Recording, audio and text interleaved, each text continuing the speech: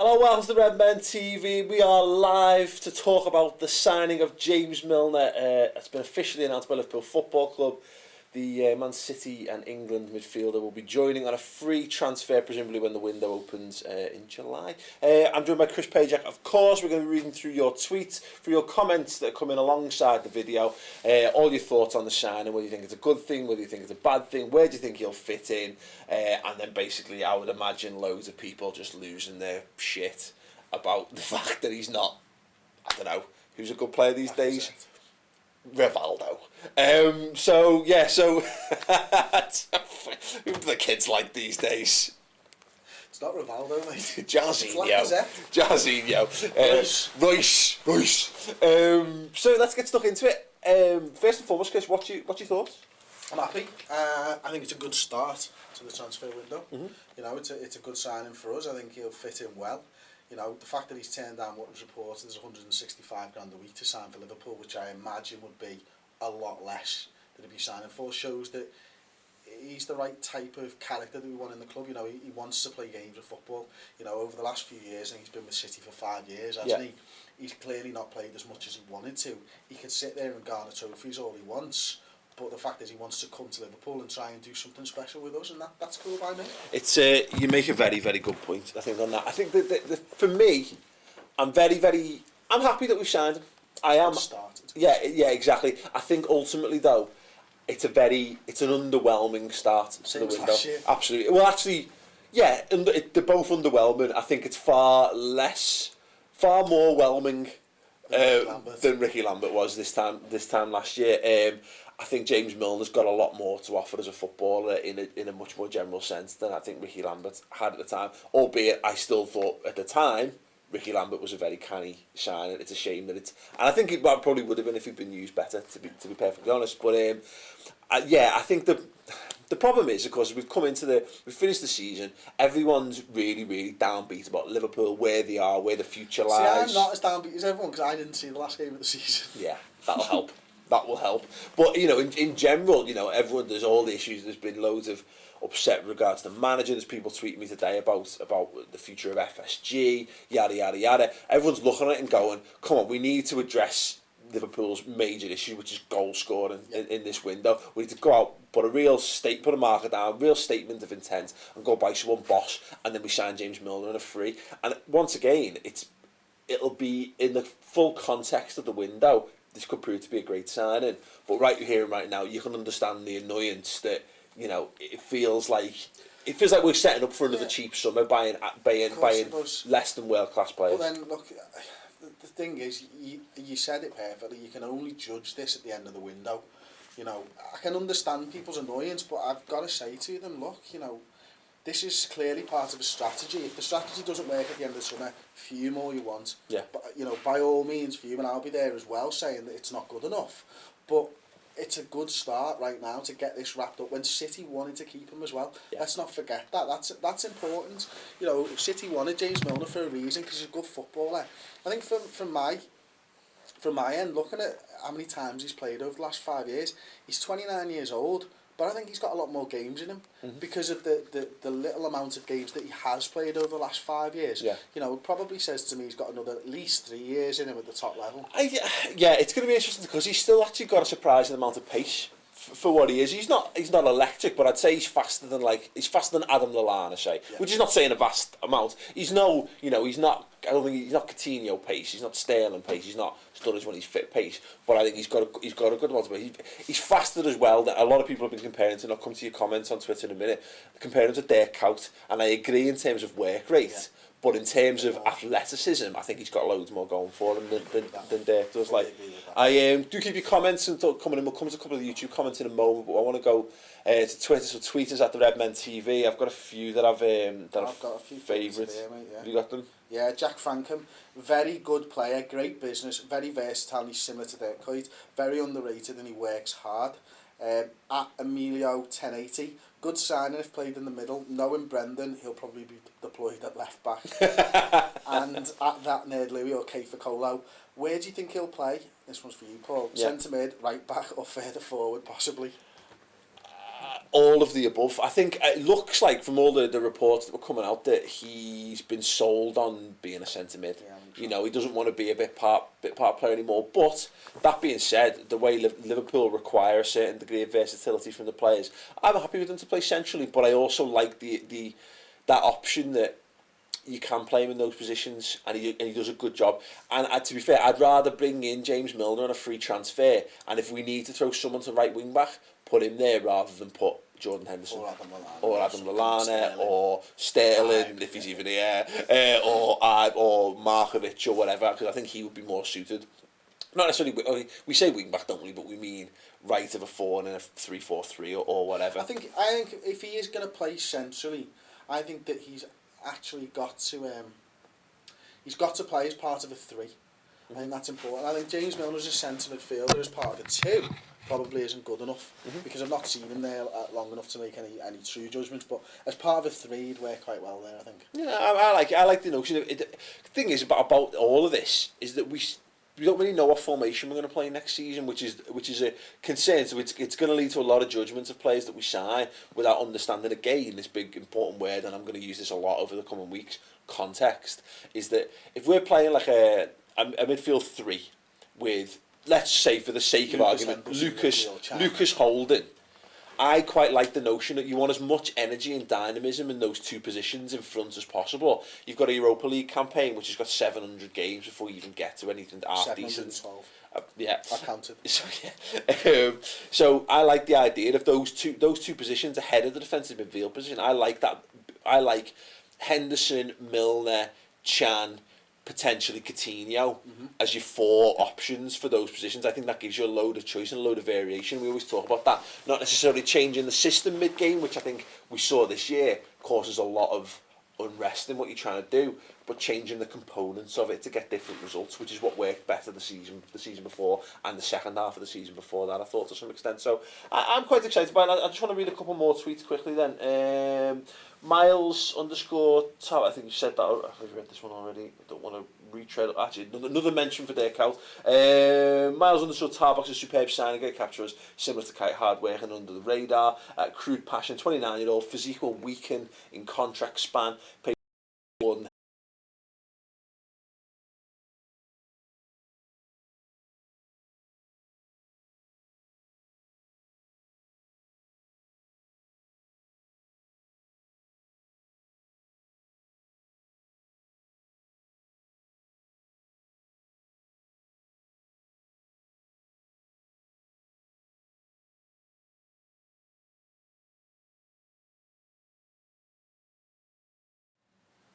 Hey, apparently we're back. Yeah, sorry, I just needed the toilet. Apparently we're back. I'll believe it when I see it. Someone wants to send us a comment on YouTube, letting us know what was the last thing we actually said.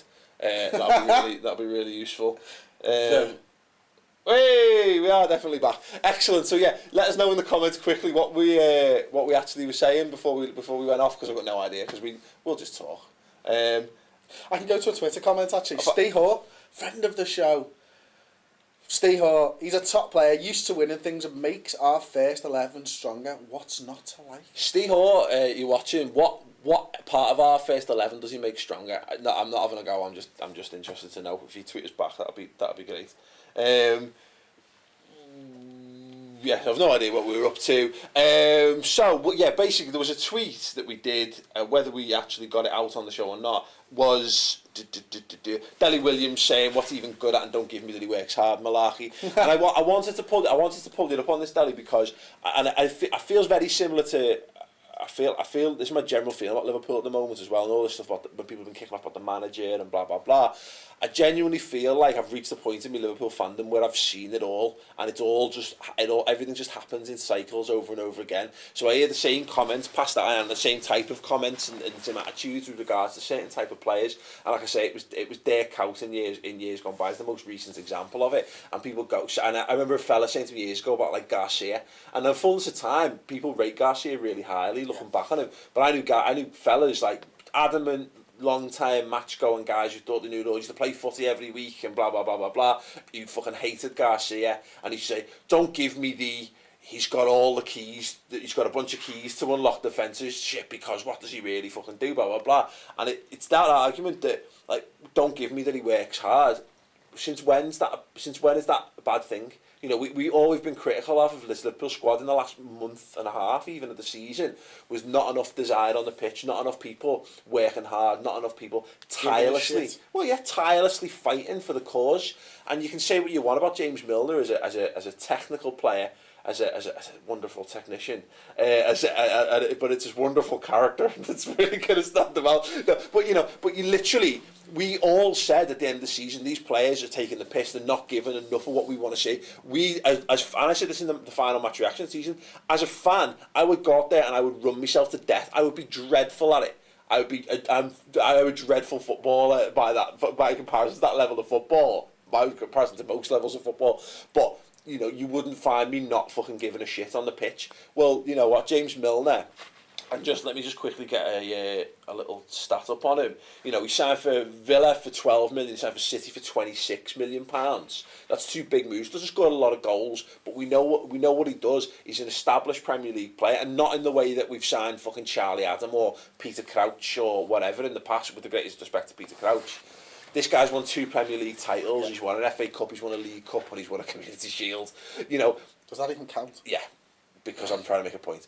But you know, these are the kind of players that I expect as a bare minimum level. Is he world class? No. Is he the answer to all of Liverpool's problems? Absolutely not. But he is the bare minimum quality level of signing that Liverpool we should expect from a Liverpool player. And anyone who falls below his bar shouldn't play for Liverpool. It's true. Question for you. Go on. Captaincy for James Milner? Absolutely not. No, not a fucking chance. Let us know your thoughts on that. A few people have asked it. Would you give James Milner the captaincy? My immediate reaction, Tom, was literally just to try to nearly laugh in your face. Yeah. So that's what I'm going to go with on that. I can't. No, ridiculous. Not a chance. Not a chance whatsoever. I'll tell you what. Here's a question for you though, Paul. Mm-hmm. Would you rather sign? Let's say we didn't have Adam Lallana. Would you rather sign Adam Lallana for 25 million or James Milner for 0? Yeah, James Milner all day. Yeah. And if you put it like that, we've saved ourselves 20 million on a signing. Yeah, but I'm glad. Again, there's so many people who'd be underwhelmed by it. But I like having Adam Lallana as a Liverpool player. I don't think he is an amazing. He's not world class. But again, I keep coming back to this word context. If Liverpool sign Milner, Ings, Origi will come in and like Benteke and Klein, I think that's a very underwhelming transfer window. I think it's a very functional, and they're all very canny signings. But as a fan, I've had enough now. I really want to see a statement of intent. I want to see a statement of intent from the owners, and that doesn't mean going out and buying a 28-year-old Karim Benzema or whatever. It means, if he is 28, it means if Lacazette's available, go and buy him. If Royce is available, go and buy him. Go and buy someone that Man United wants, but fucking beat them to him. And basically beat them on selling him what the club's going to be and how important he's going to be the club, or how he's going to be the focal point of everything that we do. That's what I want to see, and I think the owners owe that to us as much as anything else. So, like I say, I think ultimately... I'll answer your question for Steor as well. Why James Milner does improve our first team. He's probably the only player we've got who can cross. That's a good thing, but do we have anyone to cross to anyway? Not yet. Nope. Not yet. But when we sign Ings though, Paul, you fucking what? When we sign Benteke, that'll be Tim Sherwood's it's a valid plan B. You know, we've struggled with that all season long. Yeah. I just want to go to some YouTube comments then, because I've been woefully overlooking of them. Sniffman said it ain't official until he's leading. Yeah, it isn't but real. Who with? What do you mean? Who's he going to lean on stuff with? Because there's no fucking Dr. Iqbal no more, is there? You're confusing the two tropes there, Chris. That was getting felt up by Dr. Iqbal, and there was leaning on stuff at Melwood. And then which photos was he in here in the background of? All of them? No, not in the background. Forefront, signing, shaking hands. What should Liverpool do now? Because I think we've done there's no Dr. Iqbal anymore, he's gone. The Melwood leaning stuff is done. I think that's killed. I think that's over. So I want to know your suggestions in the comments on YouTube or tweet us at the Redmen TV. What sort of picture? Sitting on Ian's Harley with him. That's what I'm going for. I think paragliding into Anfield or something like that, like on a GoPro. On a Rodgers in play. The GoPro, no. But I want to know. Yeah, piloted by Brendan. But I want to know, what should Liverpool do to announce signings? How should they be photographing new signings to announce it to the world? Let us know in the comments about tweet us at the Redmen TV. Let me quickly get George Joseph. Thank God, a realistic replacement for Sterling. Steve Howarth says woohoo, and then backflips. Apparently, Money McDonald said this is a good signing, but then says, "But let's be honest, we can and must do better." I've got what the official @boring James Milner account said. Ooh, yeah. Yeah. Brendan Rodgers said, "Do you want to sign for Liverpool?" I said, "I'll think about it." Then I thought about it. Then I said yes. He said, "Great." There you go. It's official. You heard it here. Yeah. Probably second. Or 100. Yeah. Steve Howarth again says, "I think he could be our Matic." No. No. Blue Moon Rising says he played 45 times for us last season. Thanks very much, lads, for joining in on that. 42, lads. They've actually got 42 he played. Yeah, in all. What did he? He played 18 with 14 substitute appearances in the Premier League. He played 6 and 2 in the Champions League and 2 in each of the cups, totaling 42. He scored 8 goals and got 7 assists. Are they counting pre-season games, maybe? Well, they can do, but it doesn't count. 5 goals and 7 assists is, again, it's not that's we're talking Adam Lallana territory there in what we count as a disappointing season for Lallana. But again, a lot of sub appearances, played all over the park. And look, again, it comes back to him. I don't think there should be anyone out there who should be upset or disappointed that we've signed James Milner. You can't. No, but James Milner, just James Milner in and of itself. James Milner at the end of the world. You've got James Milner. You've got again. There's people who hate us buying British, but you go back to I go back to. I understand the concept of it. I hate us buying shit British. He's not shit British. He's not a Weldy. He's not, like I say, let's not do cartwheels and let's not all rush to get Milner on the back of our shirts. If you want to do it, by all means. I'm not. I don't like getting people younger than me, so I've basically got no choice. I've got Colo left, I think, at the club. There's your next birthday. Yeah. But yeah, I think I can't see how you can be angry or upset with a free transfer signing for someone of his calibre. Like I say, not world class, but not shit. He's Champions League quality, I think, which is unfortunately we're not as a squad and not Champions League quality, so he improves us as a bear. In days gone by, I'd have argued anybody and gone, you don't get 53 caps for England by being a shit player, but I'm not going to say that anymore. I'd love to know how many you can literally get 53 caps for England. My thing is, I've been reading Simon Hughes' book. I keep mentioning it, but it's because of the Boss book. But Men in White Suits is that there's Liverpool's success. When Liverpool's glory days, and I know football's changed. Scotland and it was built on hard working, tough tackling, live for the moment, live or die. Insert fucking cliches here that are real and not ones I've just blabbed out that don't make sense. It was also built on the back pass rule. Yeah. All of that. But what I'm saying is it was built on good, solid British talent, and people, and I know there's become like a borderline, and I'll say this now, a borderline racist hatred of English and fucking British players from a lot of Liverpool's fans. But if you get the right type of, let's not forget Liverpool's best players, Liverpool's greatest players of all time were all British. You know what I mean? So I don't. That shouldn't be forgotten. I know football has changed, but if the top clubs, there wasn't a lot of foreign players. Yeah, if the top clubs are snapping up the foreign talent, it means somebody has to have the English talent, and we're not bereft of talented English players or British players. So I think that's a good thing. Anyway, look, we can go on forever and ever and ever, but we're not going to. We're going to be going back to the subscriber show is going to return from next week. Chris won't be here. He's going on holiday. Bastard. But I'll be on a scouting mission to France, lad. Gonna get Lacazette. But I'll be here with the close actually for the 3 hour drive. I'll probably turn it round. Yeah. Unless he's on holiday, like the Seychelles or something like. Anyway, the subscriber shows return on theredmentv.com. Go over there, check them out. We're going to be discussing this in far more detail with our full panel. We're going to discuss all the latest transfer rumours, any updates on Ings. We're going to be discussing the fact that we've obviously not done it on YouTube, but Brendan Rodgers looks like he's going to be staying as Liverpool manager, the pros and cons of that. We're going to be previewing the summer, looking ahead to what Liverpool need to be doing. There's going to be a 1v1 show. I've got no idea I'm going to be doing that with just yet because he's not going to be here. They're going to be fantastic shows, completely exclusive on the redmentv.com. So if you need more help and guidance to get you through the transfer window and all the shit, come and join us on these couches on the redmentv.com. Like I say, completely free for a month, and then it's just £2 a month after that, which is absolutely fucking piss all, I'm sure you'll agree. Anyway, thanks very much. Keep your comments coming in and your thoughts. We'll be reacting to some more on Twitter and in the comments as well shortly after we end this. Keep them coming in on James Milner and who you think Liverpool should be signing. Who would you like us to focus on? Who would you like us to talk about next? All that in the comments section. Give the video a thumbs up, subscribe to the YouTube channel, all that shite. And we'll see you soon. Ta-ra.